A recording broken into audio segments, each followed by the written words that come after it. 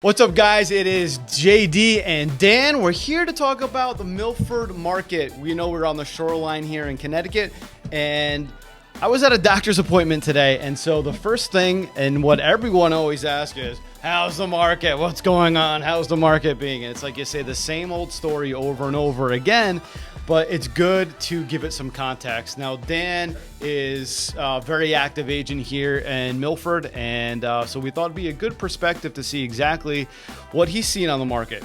You guys know that I talk about the numbers all the time. We actually pulled it up this morning, and so we're at, actually ticked up a little bit. So we're at 57 single-family homes for sale in Milford currently. And so that was up about 5% or so from the past week and a half. But Dan brings up a couple of good points that we're going to cover and why maybe we're seeing that go up. So, Dan, so how's the market, Dan? Yeah. One of those things. We hear it all the time. Everybody's always got that question. And, depends on what you're trying to do, right? So they're selling. They're selling faster, than we can make an offer. I tell people all the time, one of my first talking points, and the truth is that a median price point home is going to sell over the weekend, right? Yeah. Well, even those numbers, they might not be completely accurate, right? How many of those went into multiple offer situations this weekend and just haven't updated on the MLS that they're under deposit, right? It's like one of those things. How many times have you gone to show a property and, by the way, it's already on deposit? Yeah. It's like, come on, a little professional courtesy goes a long way, you know what I mean? But it's nuts working with buyers right now. You're in multiple offer situations. You are going tens of thousands of dollars over asking, and someone comes in with cash or a conventional loan with 20 to even 50% down, and you're just getting blown out of the water. So if I'm a buyer or I'm a person asking again, how's the market? Why am I buying right now? Why am I going to go over that far off? We're both investors. We have clients as well. And so we're on both sides of the coin often. And so I find myself asking that question a lot too. Like, at what point are you, some of my more informed buyers ask that question, right? Like, why am I going to do it now? To not answer that question directly, I've talked people out of buying, right? Like, people are like, we're going to grow our family. We're going to, see what it's like in a few years, maybe try to get into a better school district. Better be a good investment property. Mm-hmm. I don't know if I'm going to be able to sell it for you in 5 years, what you're purchasing for it now. You know what I mean? So I'm talking about forever homes right now when I'm working with people. So, or good investments in the future.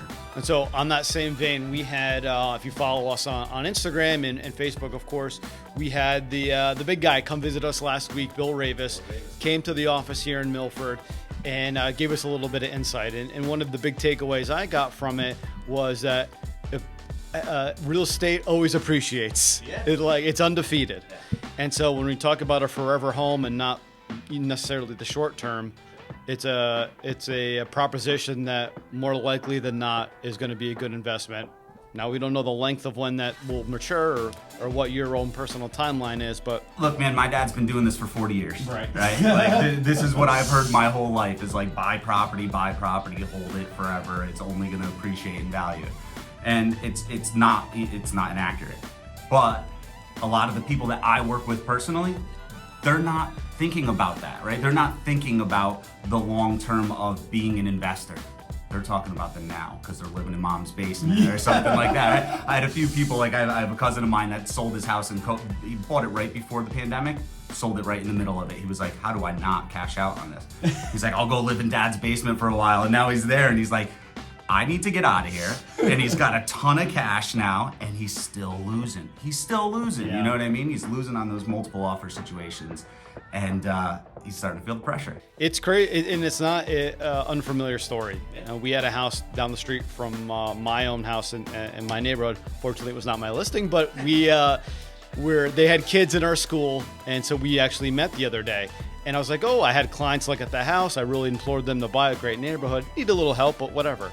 And so I was like, hey, man, congratulations. He goes, we have been looking for 3 years. Yeah. I was like, what? It's like 3 years. And we finally bought the house it was a nice house. It's a $700,000 plus house, but it was not perfect. and needed a little work, but he's like, we took us 3 years. You know, the listings is where it's at for real estate sales, right? Working in sales, it's always going after the listings. With the buyers right now, by the time you're done after 3 years, break that down into hourly wage. You're not close to minimum wage at that point, man. You know what I mean? But we do it because that's, it's our job, and we like to see planting that little victory flag, getting people home, So it's exhausting. But on both sides, right? Even on the buyer side and obviously on the professional side, it's a lot of legwork for on the professional side. If you're doing that for 3 years, you're definitely it's kind of a courtesy at that point. But on the buyer side, you got to think equally as frustrated, especially with the family trying to get in for a specific reason and get your kids settled. It's I have 2 young kids myself, and listen, going to practice is a pain in the ass. So I can imagine being in limbo on where you live. Sure. We break a lot of hearts. It's constant bad news, right? But it's like, I'd rather be the one giving you the bad news than anybody else, kind of type thing. But it is exhausting on the professional side as well. But I had a guy that I worked with at the last company I was with, and one of his favorite sayings he always used to say all the time is, half of my job is having bad conversations or delivering bad news. That's like more than, it's like I just give bad news like 70% of the time. That's like more than half my job. And after being in the industry now for a couple of years, it really is, unfortunately. But what's really cool is going through that enough and developing these strategies that other agents maybe don't do, or they're facing burnout. Yeah. I see so many careless mistakes because agents are just burnt and they're pulled in so many different directions, have to be in so many different places at once.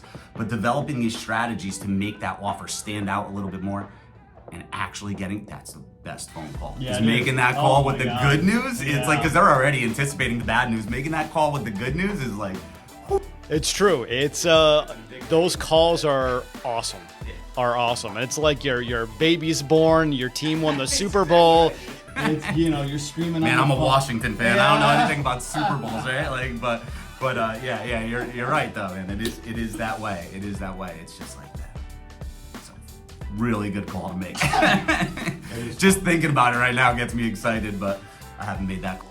Yeah, neither have I, unfortunately. And you put together great offers, or you spend a lot of time talking to the lender, talking to your client, calling up some of your own experiences and little tweaks that man, this is really the best thing that we could put forward, and it's pretty solid, and it comes back in you ain't close. Or we had 12 others and you were fifth in the 12.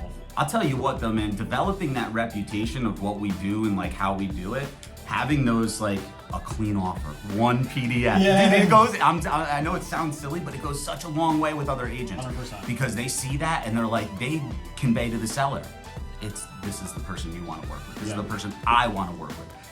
And those high offers, all those things that blow them out of the water, they're not always the best offer. Agreed. They're not always accepting those offers because there's no appraisal protection or anything like that. So it's not always the best offer that wins. Just be clean, present it properly, and do the right thing for your buyer, and you got to.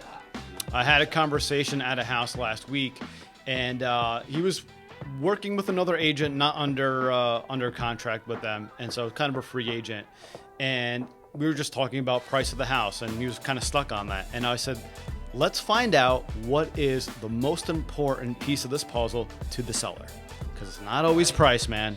Let's make a few phone calls. Let me build a little rapport, and usually more often than not, agents are fairly forthcoming, and you can kind of find through their language what you think is the most important part of the deal to the seller, and that's what you try to focus on, in my opinion. Yeah, but and agents forget too. Agents forget that they automatically feel like they can't disclose certain things.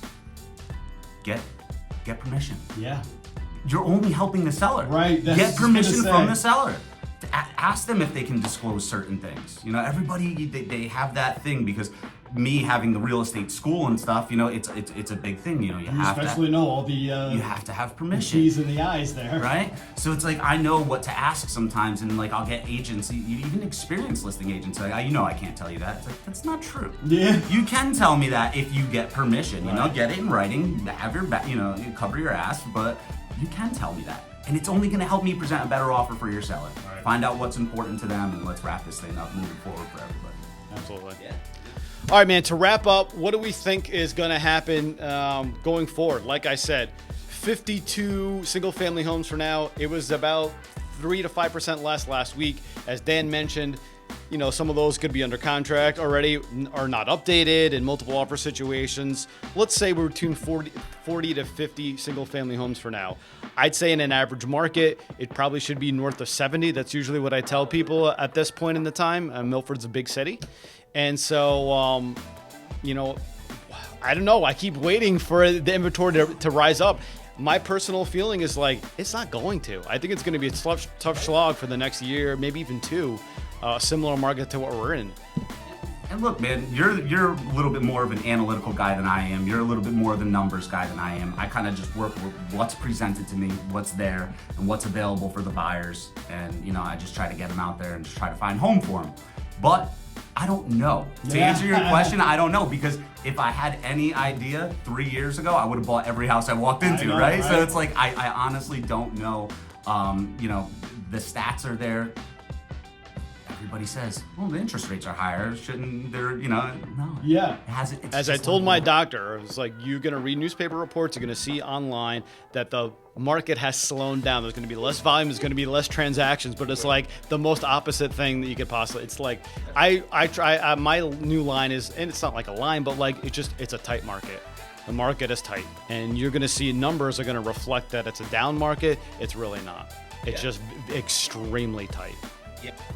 Yeah, man, that especially in Milford over here, you know, that. Milford's do you remember? Insane, man. Do you remember the high end, 5 to 7 and plus? It used to be dead. Yeah. It was a dead market. Right. Those things move so fast. Those are the $250,000 houses 4 years ago, right? 3 years ago. I mean, they move so fast. 2-3 bedroom Cape Cods go for $500,000. Like. All right, we'll leave it there. Yeah. Next week, we'll see you guys next week.